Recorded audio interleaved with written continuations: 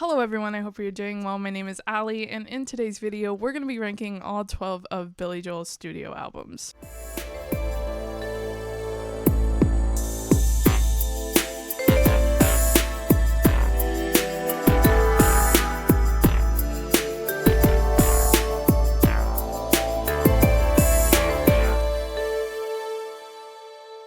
So welcome back guys. If you are new here, be sure to check out some of our other content and subscribe to the channel. We have done ranking videos like this in the past. We've done one on Taylor Swift and on Queen. I really enjoy doing these videos, so be sure to check those out as well. We're going to be using the tier maker for this ranking. We're going to be using categories A, B, C, and superior. We will probably not be using D, E, and F just because I love Billy Joel too much to rank him that low. And I don't think I've ever ranked anybody's albums that low. And I love Billy Joel, and I might be biased, but who cares? First up, we have Stormfront. Stormfront is a classic Billy Joel album. It's got hits like We Didn't Start the Fire, and So It Goes. Those are like the highlights from that album, I believe. One of his later albums in 1989. I love this album, and I believe We Didn't Start Fire was nominated for a Grammy just because that song hits home for a lot of things.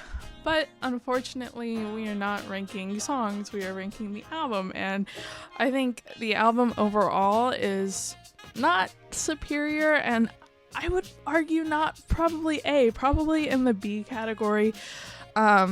Just because it's one of those albums that I wouldn't listen to over and over and over again. Next up, we have Glass Houses. Not one of my favorites, not one that I would listen to over and over and over again. There's just a few songs on there that I would skip.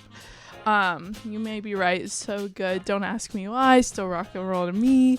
Now I was born in the late 90s, so I don't know how these albums do when they first come out, but I can only imagine that these songs are played over and over and over again on the radio.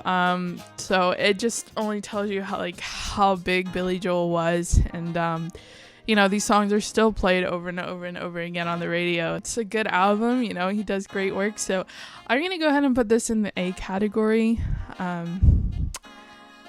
Great quality stuff. All right, next up we have the Nylon Curtain. I feel like this album had a really different vibe to it. Coming out of the 70s, it was released in 1982.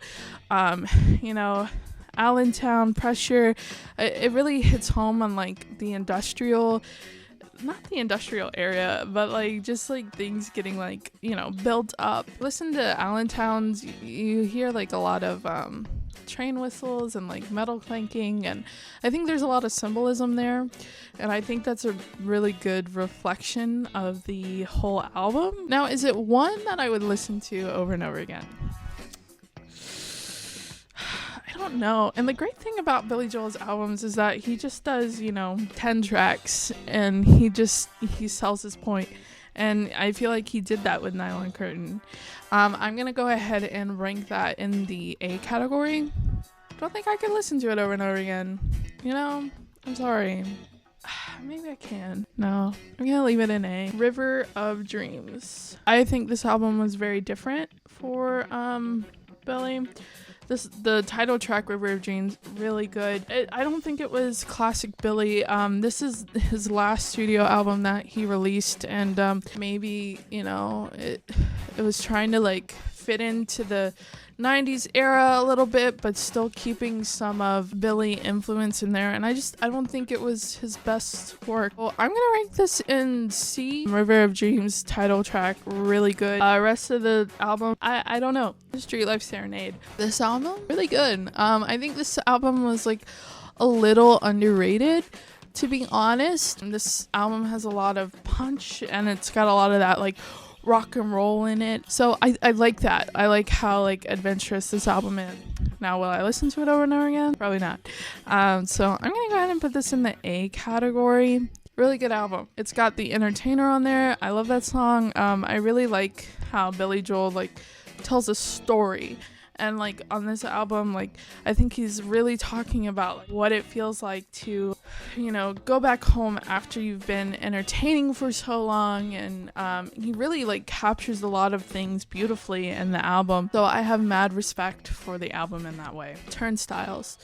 Love, love, love, love, love, love, love this album. Now, I'm gonna go ahead and put this album in superior. I will listen to this album over and over and over again. Again, going back to like Billy Joel's storytelling, how well he captures everything. I've listened to Summer Island Falls so many times that like I feel like each time I listen to it, like I get something else out of it. And I feel like there's songs like that on this album that like really just, you know, make you think and make you think about life. So I really like Turnstiles for that reason. I really think like the best of Billy Joel's albums were released in the 70s. That was my opinion for the Queen albums as well. I don't know, maybe I'm wrong, let me know, but just some really great quality music coming out in the 70s. Prelude, Angry Young Man, I love that song.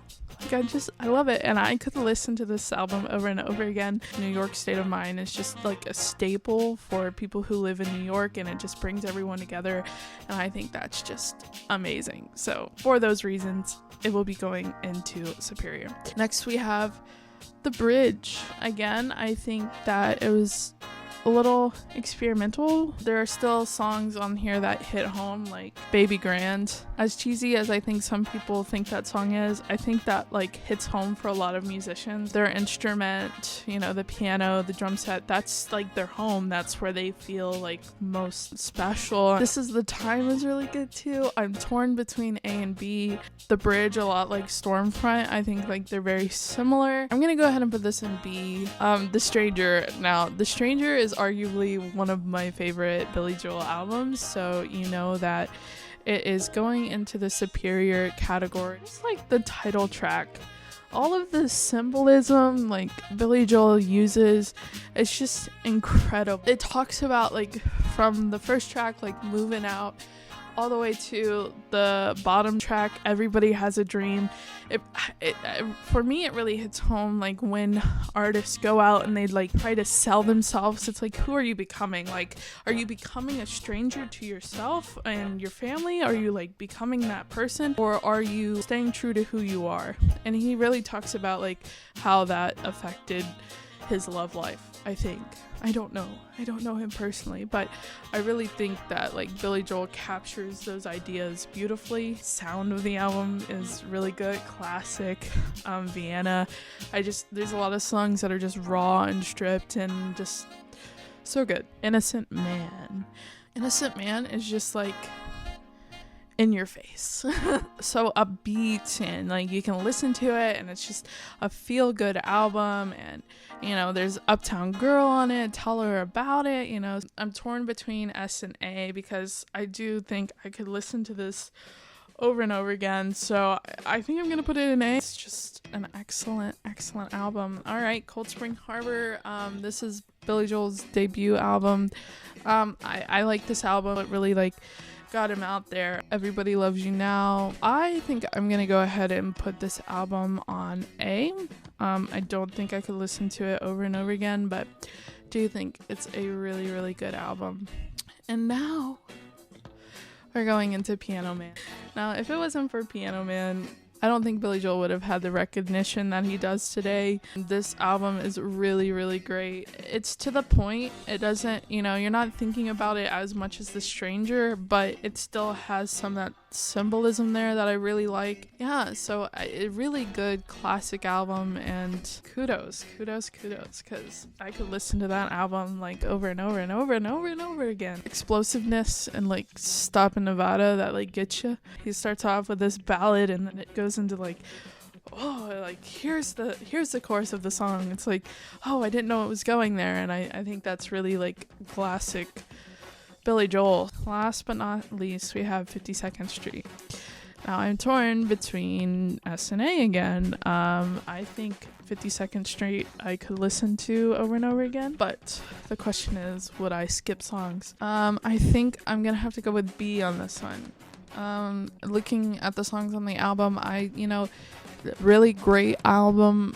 Really, it's got that explosiveness and drive and you know, big shot, really in your face, just like An Innocent Man. And you know, I really like this album, but you know, there's some songs on there that honestly I would skip, so we're putting it on the A category. Now that is my video for today. Do you guys agree, disagree? Let me know in the comments. I'm really excited to hear what your guys' opinion is. Definitely not an easy one because I really love Billy Joel and I love, you know, what he puts out, and I didn't include the classical album that he put out just because it's so different than all of his pop stuff. So if you like today's video, be sure to like it down below and subscribe to the channel.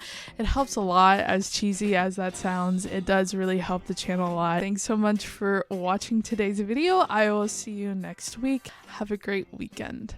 Bye.